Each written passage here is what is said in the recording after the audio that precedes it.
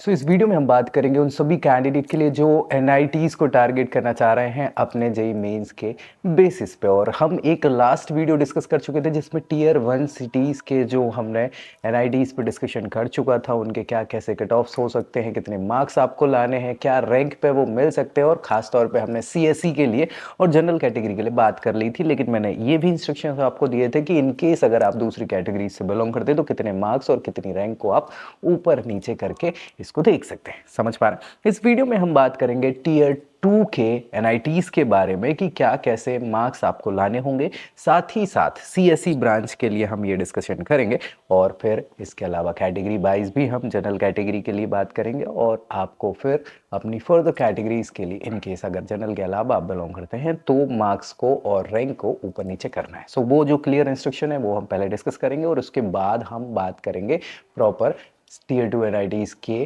कौन कौन से एनआईटीज हैं, उनकी क्या क्या आपके स्कोर और रैंक होनी चाहिए अपने सीएससी के लिए। सबसे पहली चीज़ तो हम बात करेंगे मार्क्स के आधार पे। तो हमने टीयर 1 के लिए देखा था कि 210 से 240 के अराउंड जनरल कैटेगरी के लिए ये मार्क्स लाने पड़ रहे थे। आपको यहाँ टीयर 2 एनआईटीज़ के लिए यही चीज़ कम होके 180 से 210 मार्क्स के अराउंड लाने होंगे जनरल कैटेगरी से आप अगर बिलोंग करते हैं तो। इन केस अगर आप OBC, EWS, SC, ST category से बिलोंग करते हैं सो यहाँ पे मार्क्स में कुछ चेंजेस आएंगे। जैसे ईडब्ल्यूएस कैटेगरी में आप 8 से 10 मार्क्स को चेंज कर सकते हैं। ओबीसी भी लगभग सिमिलर ही होता है, 10-12 मार्क्स तक आप इसमें जा सकते हैं कम। बाकी एससी कैटेगरी के लिए 15 से 20 मार्क्स और एसटी के लिए 30 मार्क्स तक आप कम कर सकते हैं। सो ये पूरा मार्क्स का क्राइटेरिया आपका टीयर 2 एनआईटीज के लिए होगा। अगर रैंक की बात कर लें तो रैंक यहाँ पे 10,000 से ऊपर चली जाती है, मतलब 10,000 तक, 12,000 तक की रैंक तक आपको देखना है। जनरल कैटेगरी के हिसाब से कुछ कुछ एनआईटीज में 18,000 तक की भी रैंक पे आपको सीएससी मिल सकती है। लेकिन इन केस अगर आप category wise EWS, OBC, SC, ST से बिलोंग करते हैं सो ये कैटेगरीज में भी चेंजेस आएंगे। 500 से 1000 रैंक तक अगर ओबीसी कैटेगरी से बिलोंग करते हैं तो आप और कम बढ़ा सकते हैं अपनी रैंक को। ईडब्ल्यूएस कैटेगरी में 1000, 1200, 1500 तक मैक्सिमम आप जा सकते हैं। इसके अलावा एससी कैटेगरी में 2000 से 2500 तक के बीच की आप और एक्सटेंड कर सकते हैं अपनी रैंक को। और एसटी कैटेगरी में ये चीज़ बढ़ के 3,500-4,000 तक पहुंच जाती है कुछ कुछ एनआईटीज में। अच्छा, इसके अलावा एक और आपने देखा होगा कि आमतौर पर होम स्टेट और अदर स्टेट का भी कोटा यहाँ पे चलता है।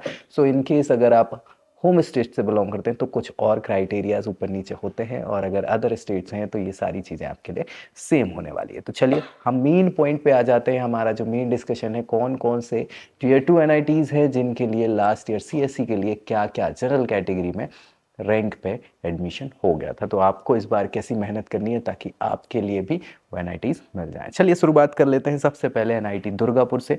दुर्गापुर की अगर बात कर ले तो 9,900 के अराउंड जो है सीएससी के लिए यहाँ पर रैंक गई थी, बच्चे उनको मिल गया था। वहीं अगर अदर कैटेगरी से बिलोंग कर रहे हैं ईडब्ल्यूएस, ओबीसी, एससी, एसटी तो इनको आप रिस्पेक्टिवली चेंज आप कर सकते हैं, बढ़ा सकते हैं, जो मैंने आपको पहले बताया। तो एनआईटी दुर्गापुर के बाद जमशेदपुर की बात करें तो एनआईटी जमशेदपुर लगभग 8,900 के अराउंड ही ये भी रहा था सीएससी के लिए लास्ट ईयर। 2025 के कट ऑफ्स की हम बात कर रहे हैं यहाँ पे रैंक वाइज।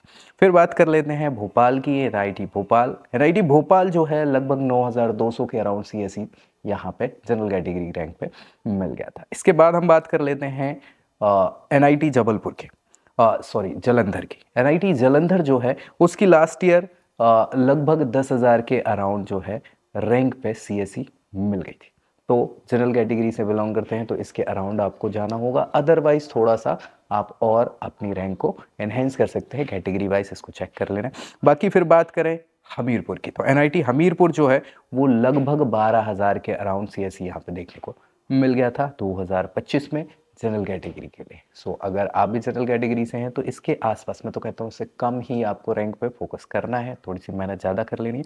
हमीरपुर के बाद अगर हम बात कर लें तो सिलचर की। एनआईटी सिलचर की बात करें तो लगभग 12,600 के आसपास की रैंक थी जो जनरल कैटेगरी में सीएससी के लिए कंफर्टेबल मिल गया था सीएससी बच्चों को। फिर बात कर लेते हैं रायपुर की तो रायपुर 13,500 के आसपास की रैंक यहाँ पे जनरल कैटेगरी में सीएससी के लिए रायपुर में मिल गई थी। एनआईटी रायपुर के बाद हम बात करते हैं एनआईटी पटना की। सो एनआईटी पटना में 14,900 के अराउंड आपकी रैंक थी सीएससी के लिए जनरल कैटेगरी के लिए। और फाइनली इसके अलावा बात करें तो शिवपुर की एनआईटी शिवपुर जो है 16,700 के आसपास कट ऑफ गई थी, रैंक गई थी सीएससी के लिए। और आखिरी जो हमारे पास है एनआईटी गोवा, सो गोवा थोड़ा सा ज़्यादा 13,000 के आसपास यहाँ पे रैंक गई थी सीएससी के लिए जनरल कैटेगरी के बच्चों के लिए। तो ये टियर 2 कॉलेजेस हैं, एनआईटीज़ हैं जो आपके सीएससी की हमने बात यहाँ पे कर ली है।